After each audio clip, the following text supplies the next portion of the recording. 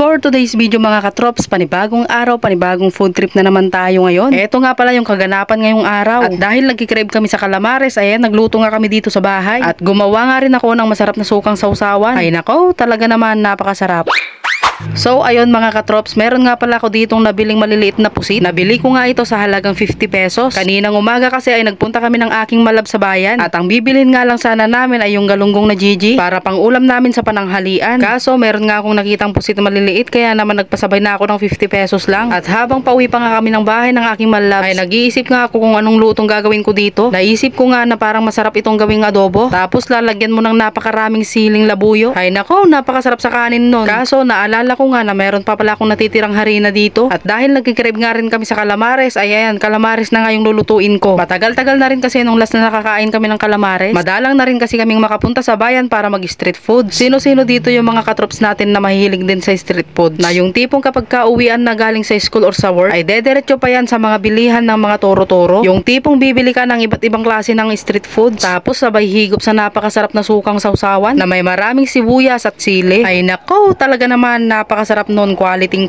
Ganito nga yung gawain ko nung ako'y nag-aaral pa kasama yung mga seamate ko. Kapag ka ganun na meron nga kami natirang perang baon, ay dediretso kami sa mga bilihan ng mga street foods. Ay sabay-sabay kaming kakain, sabay kwentuhan. Diba minsan aminin mo, namimiss mo rin yung mga ganung mga bagay na yung dati ay ginagawa nyo pero ngayon ay alaala na lang. Kaya naman sa mga kabataan ngayon, sulitin nyong maging masaya lagi. Basta ba alam yung tama yung ginagawa nyo, ay okay, walang problema. Ituloy nyo lang. Kung umabot ka nga pala sa part ng video na to, ay pa-comment dyan sa baba kung taga saan ka at kung anong oras mo nga ito napanood para naman alam ko kung hanggang saan nakarating tong aking vlog. At huwag nyo na rin po palang kalimutang i-like and share tong aking video. At gusto ko nga rin po palang magpasalamat sa mga katrops natin dyan na walang sawang pagsuporta. Sa pamamagitan lang po ng pagla-like and share nyo lagi ng aking mga video ay napakalaking tulong na nun para sa akin, na kahit sobrang hirap gumawa ng content araw-araw ay kinakaya ko dahil sa mga good comments nyo. Kaya naman maraming salamat na thank you sa inyo mga katrops. Sa mga hindi po pala nakakaalam, nag-upload nga po pala ako ng video sa aking Facebook page, YouTube channel at TikTok account. Pakisuportahan na rin po mga katrops. At ayan, dahil natapos ko na nga i-coat yung mga baby pusit natin, ayan, prituhin na nga natin ito. Sa pagpiprito nga nito, mas maganda kapag mas maraming mantika. At pagkatapos nga lang ng mga ilang minuto, ay ayan, luto na nga itong ating calamares with sukang sausawan na may maraming sibuyas at sili. Ay ayan, napakasarap niyan, grabe. Sabay tusok ng calamares tapos sabay sausaw dito. So ayun mga katrops, tara tikman na natin itong ating nilutong calamares. Ayan, craving satisfied tayo na ito. Ayan, no, kumuha pa talaga ako ng kanin kasi masarap yung ulam to eh.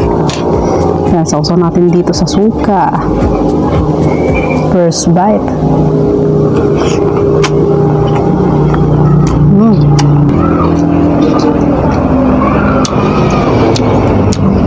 Sarap, madaming sibuyas.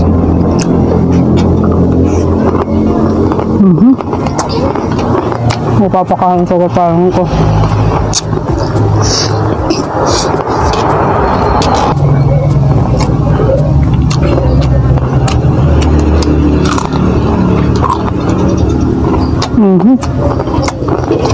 Sarap. Stickan natin para makuha natin sibuyas.